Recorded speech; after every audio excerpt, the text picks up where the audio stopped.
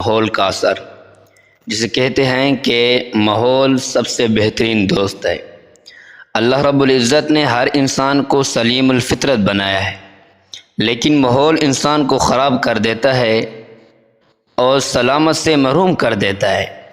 اس لیے جہاں تک ہو سکے بروں کی صحبت سے بچنا چاہیے، نیک لوگوں کی صحبت اختیار کرنی چاہیے۔ خصوصاً بچوں کو بری صحبت سے بچانا بہت ہی ضروری ہے، ورنہ برے پن کی وجہ سے وہ اپنی عاقبت عادت خراب کر بیٹھیں گے اور معاشرے کے لیے بڑے ہو کر وہ مصیبت بن جائیں گے۔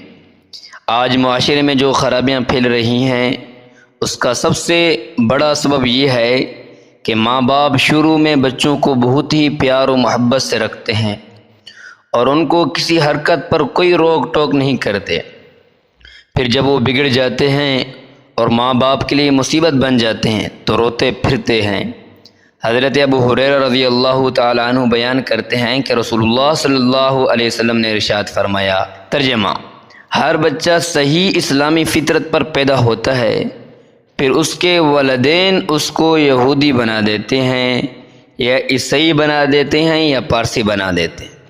یعنی بچہ جس ماحول میں پلتا بڑھتا ہے وہی رنگ اس پر چڑھتا ہے۔